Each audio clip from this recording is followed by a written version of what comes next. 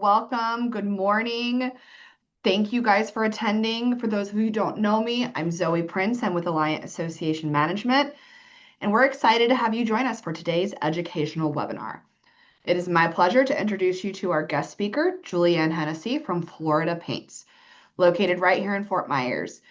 Florida Paints has been a trusted name in the coatings industry for decades, providing high quality products and expertise to property owners, managers, and community associations throughout Florida. Julianne brings an extensive knowledge and experience in paint products, maintenance, and best practices that are especially valuable for board members, property managers, and maintenance professionals. Today, Julianne's going to be discussing several important topics, including why we paint, what happens when paint spills, importance of caulking, and at the end, she's going to open it up to some questions. If you all, as individuals, board members that are in attendance or CAMs that are in attendance, have a few questions that you might want to ask, here's our expert. We are extremely grateful to Florida Paints for partnering with us and sharing their expertise with our association members. And stay tuned because she's going to be giving away some gift cards towards the end. So if you could join us in welcoming Julianne Hennessy. Hi, good morning, everyone. I am Julianne Hennessy. I am the Southwest Florida, your local representative for Florida Paints. Senior, a lot of people call me OG now, old guy, because I've been around for over 22 years in field experience with sales, like my little gator dude. So, passion for paint. Our company's been around since 1960, second generation by the Struby brothers. We are truly the only regionalized manufactured paint. What does that mean to you? Well, it means that we make the paint in Florida, and Winter Garden is our factory. We encourage people to go on our websites. We encourage people to go take tours. You can tour our entire facilities because our paint is made specifically for only the Florida region. Florida region can only be matched by Hawaii, with the humidity, the rain, the mold, and mildew. Basic role of paint, guys. Protect and beautify surfaces. You use paint because you want it overall to look beautiful, to carry your own taste, what you like. But most importantly, it's a fancy way or a fun way to protect your buildings where you live against the sun, the humidity, the air, the rain, the hurricanes. So, what we're going to do is we're going to discuss today practical solutions for real world job site conditions. How many of you guys read things and, as I put it, dumb it down is what I like to say, dumb it down. Like in the Northwest Operations Building with the 35th drop registered at latitude 22 and 3226. I'm like, can you just point? So what I'm trying to do with this course today is make it for you guys just to point and say, that's not right, or this is right when you paint. I'm trying to make it real world. I want everybody to understand. So when you have jobs being done and you walk out there and they're like, hey, you're doing this right or you're doing this wrong, they can't look at you and say, oh, no, you don't know what you're talking about, because you do. So this is the basic of today's course: weather, cleaning, spills, caulking, and color. Very simple. Very easy, no Greek about it. So let's move on right away into whether or not to paint. Like that, right? Whether, get it? Okay. So anyways, okay, so whether or not to paint. Rain. Do you paint in the rain? No. Why? Moisture prevents poor adhesion, causing blistering, peeling, wash off, traps water under the coating. Rule of thumb is you don't paint when it rains. You wait 24 hours or you wait till the surface is dry. Now, question: if a drop goes down a building, or even if you're two-story condominiums or one-story condominiums, and they paint the front of your window, you know how we get those sudden showers. If a sudden shower hits and all of a sudden it rains, all of your paint runs to the ground. Is your building ruined? No. Thank goodness again, which we'll go over when we get to the spill section, but no. If it happens to rain and the paint did not set up and it washes off the building, The next day, the guys come back, and guess what? They're going to repaint that whole wall again. It really is that simple, which is nice. 2 to 4 hours usually for paint to set per coat. You want to try to do a 24-hour window between coats. So you paint your primer, you want to wait a day. Do your finish coat, you're good. If you want 2 finish coats and you come back the next day. That is the proper way to get 1 primer coat and 1 finish coat and or 2 finish coats. You should never have someone prime a wall, walk away for an hour, come back, do another finish coat, wait for an hour and come back and do another finish coat. My famous term for that is smushing. You're not creating the proper protection layers. You're actually just smushing all this paint into technically one messed up one coat that is not going to give you proper protection. Humidity. Humidity is big down here in Florida, guys, and I'm sure you'll notice, especially with the last couple of weeks around here. Sweating. It's almost, guys, the same as just moisture. You see humidity. The contractors should know in the morning, the shaded areas are going to be humidity. The contractor should be trained to know in the morning we start on this side of the building because it's getting full sun, right? Rises in the east, sets in the west. So on the east side, they really should be starting and then wrapping as the day goes along on your building. Humidity's basic. You touch it. If it's wet, you look for the moisture and you don't paint. It's the same thing. Temperature. This is a big one right now. This is my rule of thumb. It's so easy. Obviously, if something's too cold, can you paint it? No. If something's too hot, can you paint it? No. Why? Because paint is liquid that's put onto a hard substrate and it cures. So basically, you're making it adhere and then cohere to itself. Easier versions stick to the wall, and when the paint dries, it sticks to itself. Very easy. But if the temperature is too cold, it can break that bond, or it can make the paint dry too fast. And this is the same for if it's too hot. What are the results from this? Well, you can get bubbling, you can get peeling, you can get flashing, where you could use 1 gallon of paint, paint a wall, come back the next day when the temperature is normal. Now you see this weird almost discoloration. You go to touch it up with the same gallon and it still looks off. Well, why would it look like 2 colors if it came out of the same gallon, right? It's not like you bought a new gallon. That's what the temperature can do.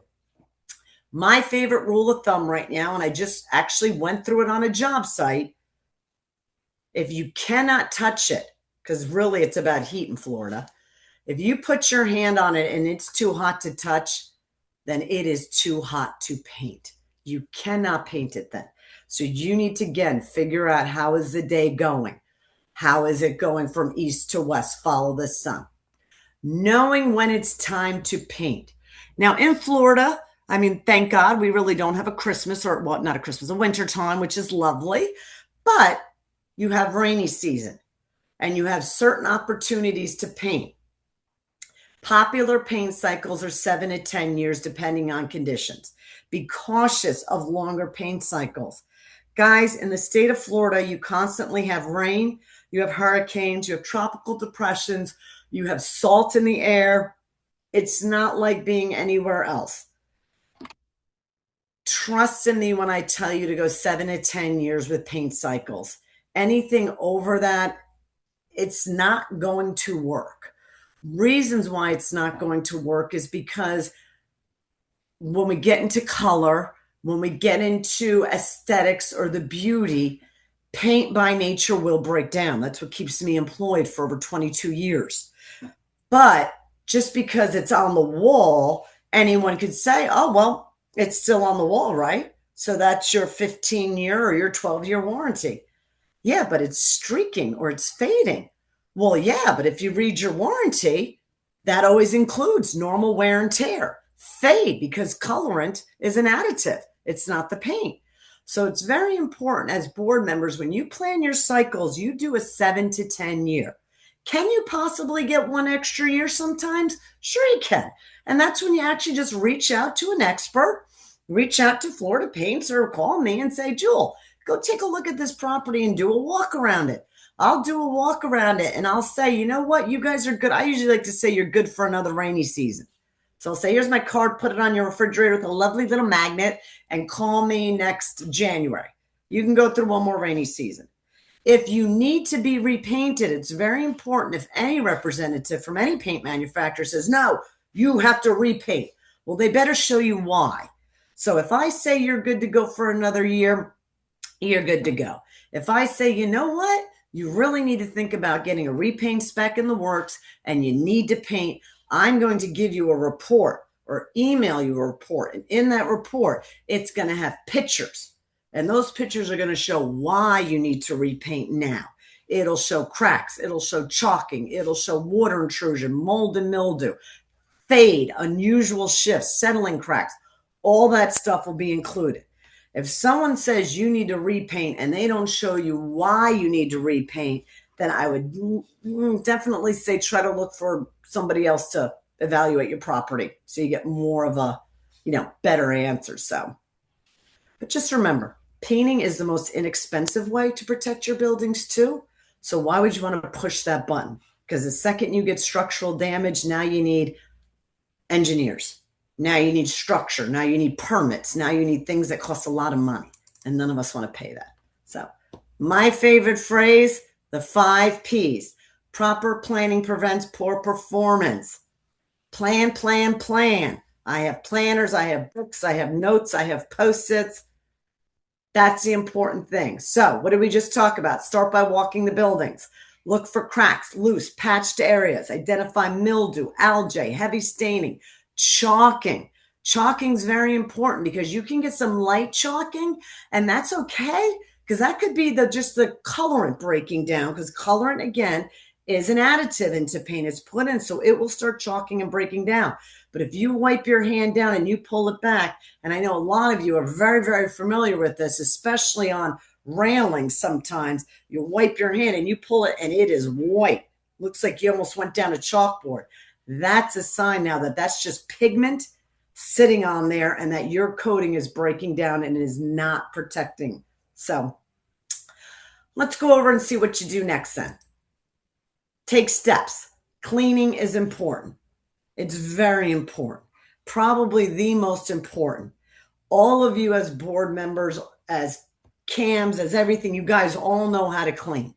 You all know how to do laundry. You all know how to clean your car. When you go to a car wash, how many of you go to a car wash and you've never seen suds on your car?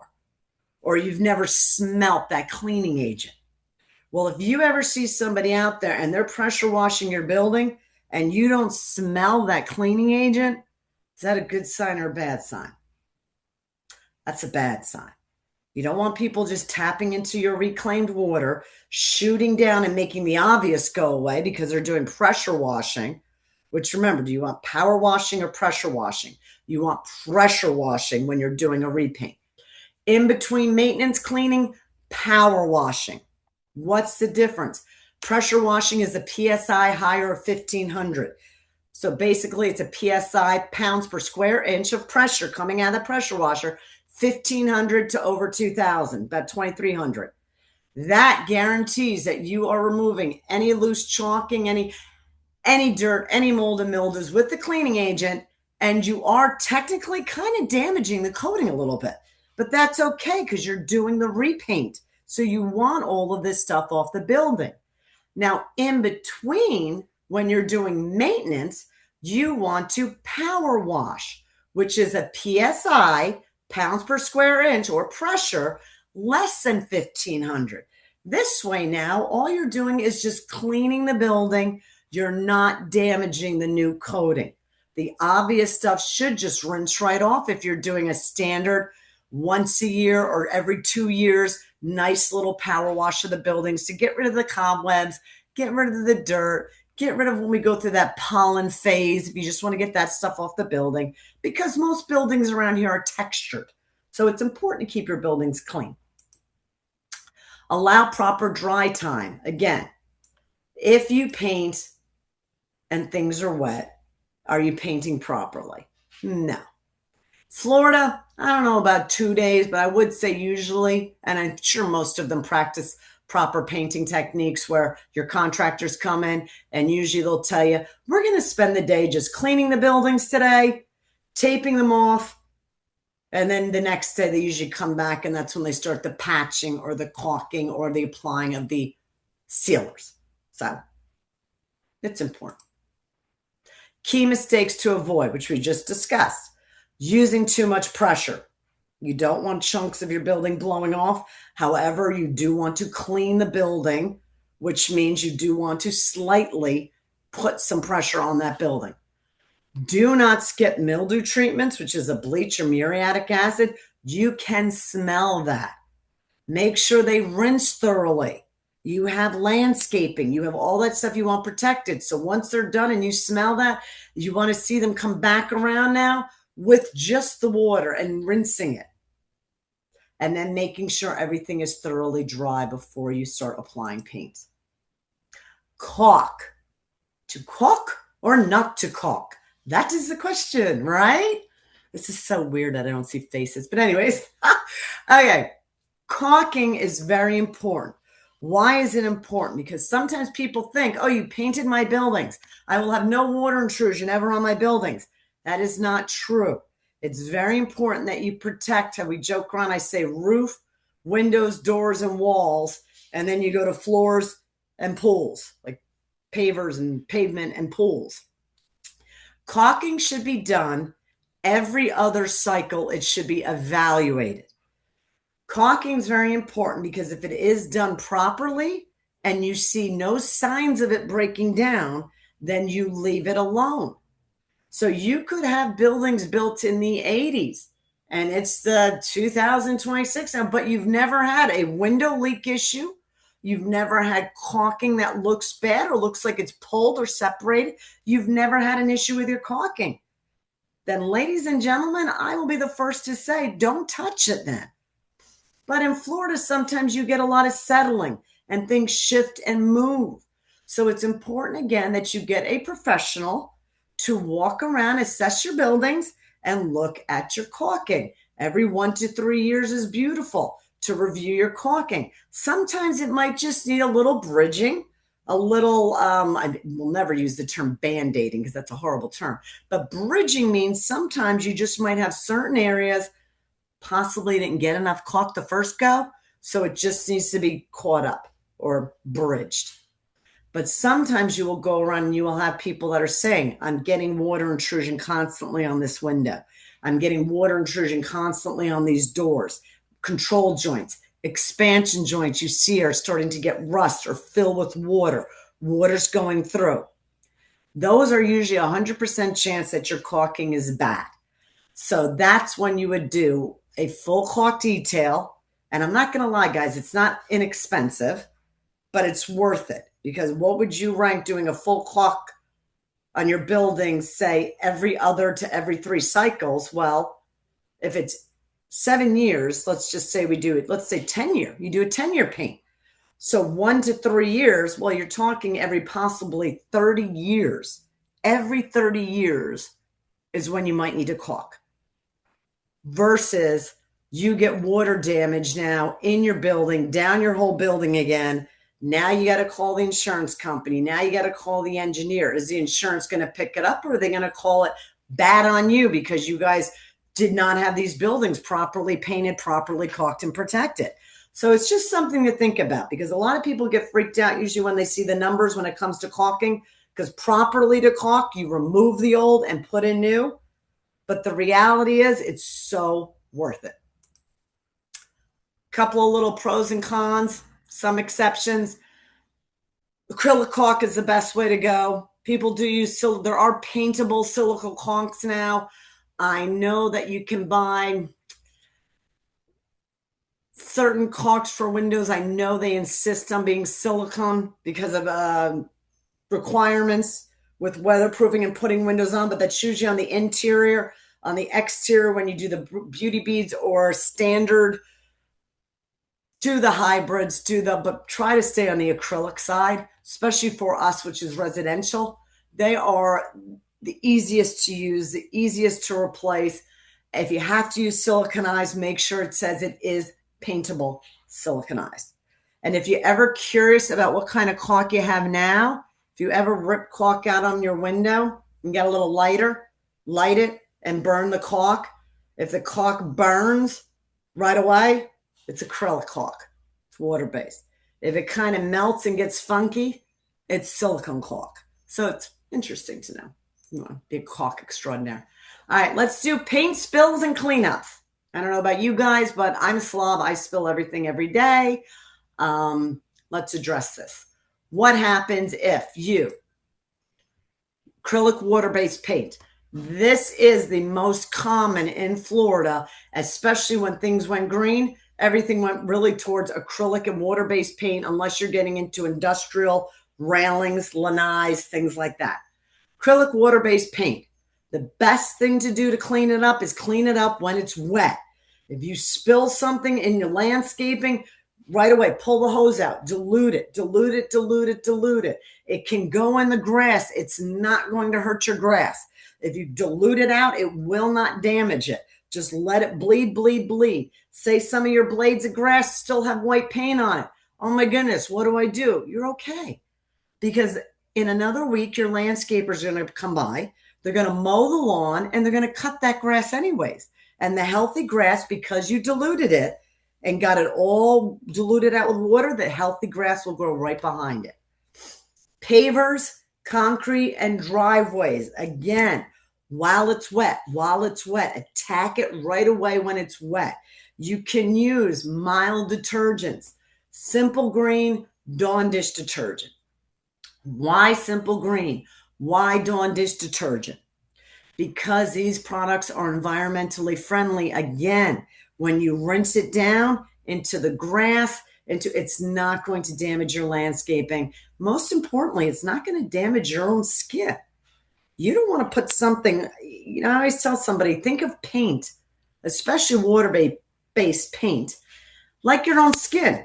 If you put something on your skin and it hurts your skin or damages it, then any cleaning agent, and you put it on paint, you're going to damage the paint. I'll tell you right now. So that's an interesting little thing to know too. So again, water-based paint, not so bad. Alkyd oil paints, a little more complex. They are made with solvents. They are chemical. So again, if you get it in grass and landscaping, you don't want to water it down. You want to try to put towels on it, paper. You want to try to blot it, pick it up immediately, pick it up immediately, pick it up immediately. You may have to cut out the infected area, and you might have to put some sod down. That's why when people use the industrial coatings for railings and things, a lot of times you'll see them with real heavy duty drop cloths, because if it does spill or it does drip, it gets on the drop cloth. You should wear gloves. Sometimes you should really wear some mask. I know some of you have been around some of these products. They don't smell very nice. They smell very strong, very chemical based, and they are limited use. They're used for railings, lanai cages, things like that. So on pavers and concretes, you can use mineral spirits. You can use thinners. You scrub it and you rinse thoroughly. It's very important when you do it with the mineral spirits or the paint thinners.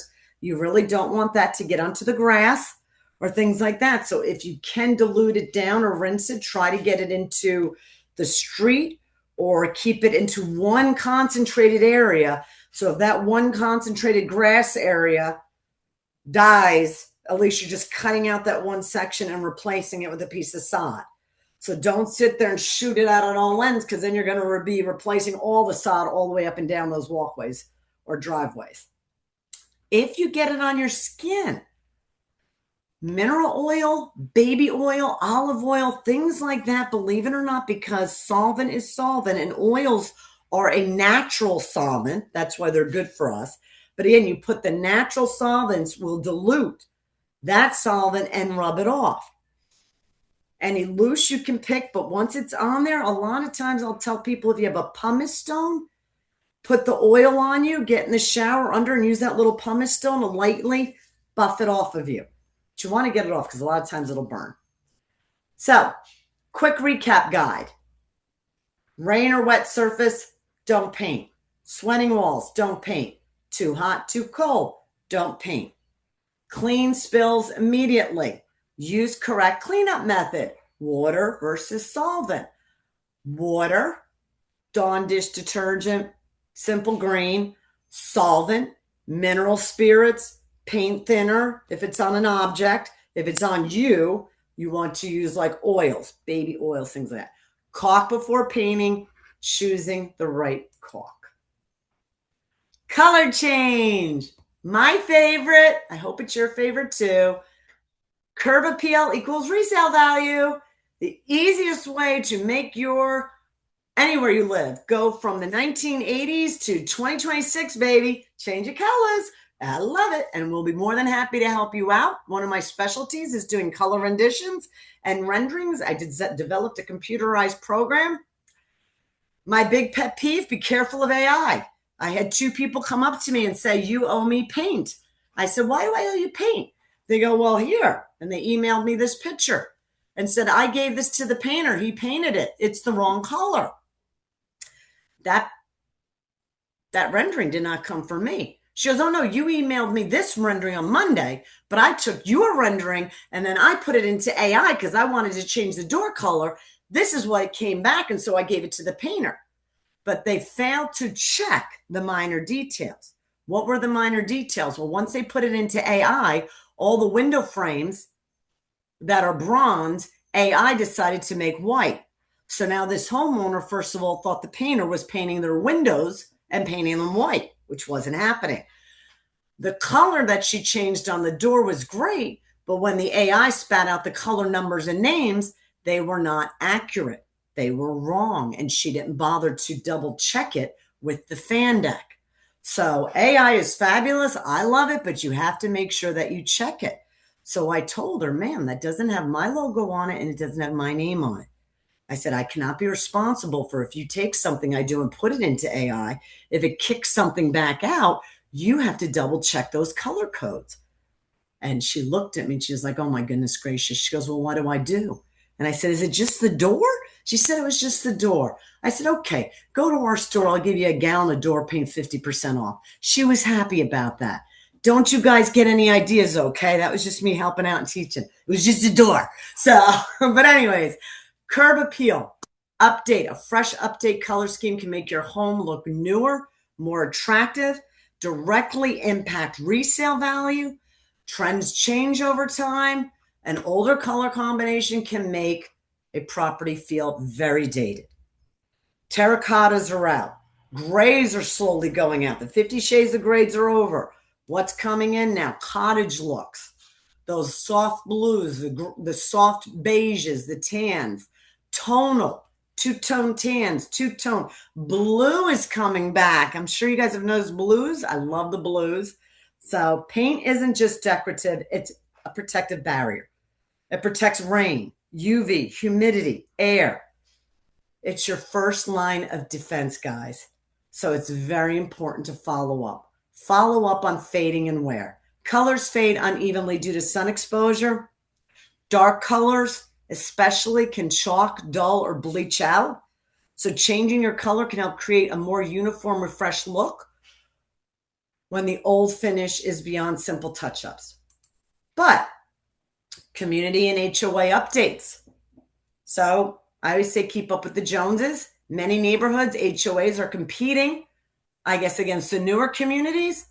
So you want to make sure you keep things updated, cohesive with maybe your neighboring, or maybe you want to do something that makes you stand out and look better than your neighboring so you guys draw in more of a crowd. Personal preference, new owners or homeowners doing renovations. Most of you, when you buy a brand new home, you get what we call a blank palette. Everything in the house is white, so you can create what you like. Or highlighting architecture, excuse me. That comes in when you're like doing things like accent colors is the big thing for that. What is fade value? I hope you guys like my Rolling Stones. Again, it dates me, but fade factor is important in the state of Florida. You want to make sure your color choice is organic versus inorganic. Paint quality and binder. What does that mean? The better the quality of the paint, the better binders in it, which means it helps fade better. Again, one of the feathers in our caps for Florida paints, we were in a American Institute of Architects study. It was us versus two other big manufacturers, Benjamin Moore, actually three other, I think Benjamin Moore, Sherwin-Williams, and I think PPG. And they did a fade. Did our paint fade? Yes, it did. But we faded the least out of all the other ones, which is great for us because that's why we boost being the only regionally manufactured paint. We're the only ones that beat the ASTM regulations for wind-driven rain, UV exposure, which an independent company did on their own and proved that we fade, but not as bad as the other guys, and mold and mildew. So organic versus inorganic. Organic are bright colors. Organic, I hate to say, is, well, like we are organic. We are carbon-based. We are going to break down one day, correct? Organic colorants are going to break down fast. They don't react well to the sun. They will fade faster. And it's just, you've seen it. I think most of the time you see any organic colors today, the real bright ones, is when you deal with schools, McDonald's, restaurants, fast food, banks. And even them you'd see, I think, are limiting the exposure. And again, they do products that we have that are about 3 times the amount of what you pay for a normal gallon of paint, but they're guaranteed fade resistance. So inorganic, the softer shades. Inorganic colorants are made with synthetic. They're more earth tones, more muted. They reflect more. They just are subtle. You can use color. It covers all the rainbows, blues, yellows, purples, everything. Yellows are the worst in Florida, as everybody knows. But the difference is if you look at a can of paint, organic colors use like this much colorant, or say 20 ounces, or inorganic, you can make a blue that uses 5 ounces. And remember, all through this slideshow, I've been telling you is that colorant is the first thing to break down in paint. So here's some quick things. Organic gives you right there. Greens, tans, what's the best? Your beige, your blues, your off-whites. I like to say tones. If you're ever curious and need to know, guys, just shoot me an email. Say, hey, Julianne, we're looking at these 3 colors. Which ones do you think would best fade the best or last the best? I would even rank them for you. So it's easy. Okay. Reality check. My Morpheus. Okay. Be cautious with bright reds, yellows, and deep blues. Set expectations. The biggest thing to me is if you have an organization or an HOA and you want bright blues, you want bright reds, you want bright yellows, I will do polka dots if you want polka dots. I will find a contractor to do polka dots for you. But the question is, I will explain to you, though, up front, why the polka dots will fade, why they won't last, or if you want that big vibrant stripe. We did a big building over in Seven Lakes, and they wanted this blue, and it is like that beautiful nautical blue, but they wanted it on the top trim. And I said, guys, I can either give you this paint that's about $350 a gallon, whereas the normal gallon's $23, but, and this is our 10-year paint, so this paint will work for 10 years, but this color is not going to last 10 years. And they said, well, what are we looking at? And I said, well, probably southern exposure, this, that. That's fine. That's the back of the building. We'll take the 10-year paint. They initialed on the color. And so if they want the color, I'll get you the color. But just realistically now, in a couple of years, those areas in direct sun will fade. You can touch them up if you want to. But these are the joys and the easy basics of paints. So now, as CAM members, board members, all of you guys can sit there, watch paint jobs get done. If they spill the paint and you see them just leave it there, you can get out there and say, you best be getting a hose on that paint, or you go out there with the hose and shoot them down with water. Don't do that. Don't get me in trouble. But you know now that needs to be done. You know to look at caulk. Sometimes I've seen contractors come in and try to bully a board or tell a board, you guys need caulking. This is bad. This is bad. Well, we just did a full caulk detail last time. Show me. Well, oh, no, you just need new caulk now. No, I don't. Show me. You know what to look for now. Mostly with caulk, it's water intrusion. If you get paint on you now, you know what to do. If you spill it in the grass, you know what to do. If you spill it on the pavers now, you know what to do. So it's trivia time. I know there's no way you can answer, but just some fun questions real quick. If you I'll give want you the to, guys who are on, you can use the chat button function and answer some of these if you want to. Let's see if you know. Simple questions. Da-da! How long does paint typically last once it's been opened and used? And how can you tell it's bad or old? I'm so glad you have educated us on this. I've had to repaint a wall in my home multiple times because of paint not matching and it be from the same can. Because it was bad. It was Paint, bad. once you open it and use it, you typically have 1.5 to 2 years. Yeah. Depending on where you store it. Garage, probably 1.5. Inside in a temperature controlled, you might get 2 years. The reason being is the second you open that can of paint and air gets in, which air actually gets in the day you open it and tint it and shake it and ship it out. But once you store it, remember, there's a lot more air in it because it's never a full gallon. So that's how you know. Most of the time when you mix it, if it's just not mixing properly, it's bad. But I hate to say this, but if you go down and smell it, it'll smell bad. Old paint, spoiled paint usually smells really bad, almost like rotten eggs. Huh. So, and a quick tip too, to get rid of it, quick tip again, if you spill, say, on your garage floor, you spill paint on your garage floor, it's not something you can typically want to go crazy with a hose in there, right? Kitty litter. Put kitty litter on the spilt paint. It will absorb the paint. So then you can just scoop it into a garbage bag and then you can just hand scrub with soap and water to get it off the concrete floor. Easy thing. If you have a paint can that's old and the paint's bad and you want to throw it out in the regular garbage, put kitty litter in it. The kitty litter again will absorb the paint and it will dry. Now that it's dry, you can put it out in your normal garbage on Monday and Tuesdays or whenever you do it. Mine's Monday. Huh. So that's a good one. Next question.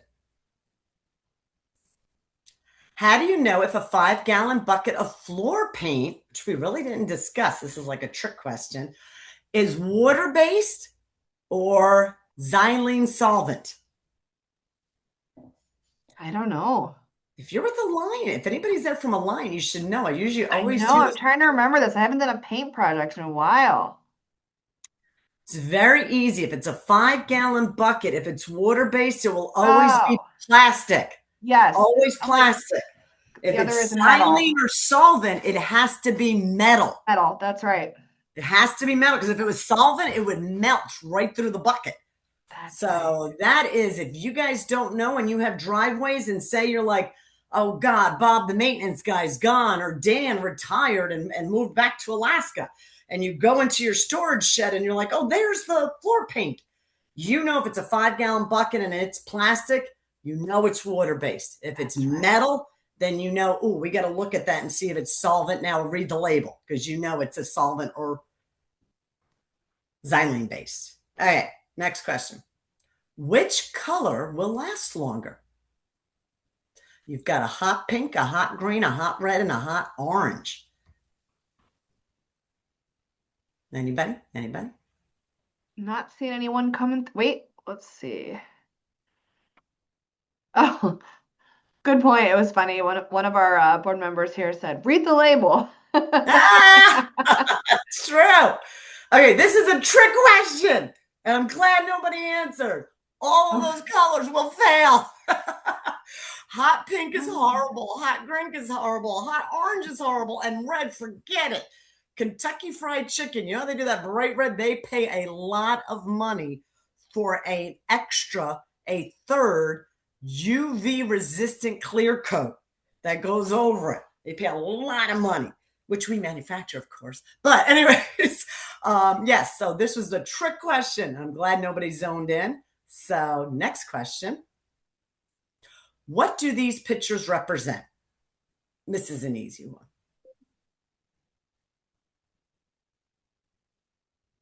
The need for repainting. Yes! Woo!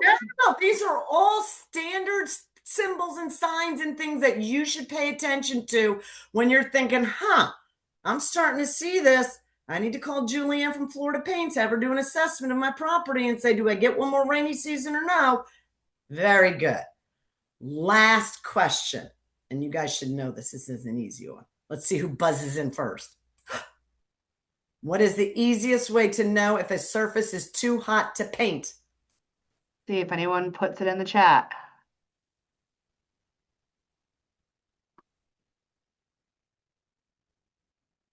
I don't see anyone putting it in the chat, Julian. So you just touching it. Remember, if you can't touch it, it's too hot to paint. All you do, if you look at something and it's in direct sun and you're like, I wonder if I could paint it, put your hand on it. You can't keep your hand on it. If it's too hot, then you cannot paint it. And that concludes. Thank you very much. I really appreciate this opportunity. Alliant Management, Zoe, it is always such an honor to be with you guys and help you out. And we've known you so long, and we really appreciate. Sorry about my one-eyed Willie going on. I'm having eye surgery done. No, we're so grateful to you, Julianne, and thank you, board members, for you that are on here or for those that will be watching this later. Make sure before you do any painting project, you get with your CAM and your CAM can reach out to Julianne, have her come out, assess, build some specs so get you the right paint for your building. And CAMs that are on, I have Julianne's contact. They are members of all the networks that we love and promote. So you should have her contact. If not, let me know. But Julianne, thank you again. And thanks to Florida Paints for doing this for us. I understand you have some giveaways. Is this correct, Julianne? I don't know how, it's up to you how you'd like to do it. I have a $50 gift card and I have two $25 gift cards. Well, I put it in a little spinner, and I guess we'll do your $50 first. It actually goes to Douglas Brownwell. So congratulations, Douglas. And then I did two other pulls, or like a little spinny we beep pulls some information. We have a Marilyn Harris. Congratulations on one of Yay! those. And then our own Heidi Bauer. Congratulations to you. So what Yay, I'll Heidi! do after that is I will shoot you over their contact so you can get that and get to them their gift card. So congratulations to our winners. Congratulations to those who attended this. You've got some new education that you can tackle any future paint projects.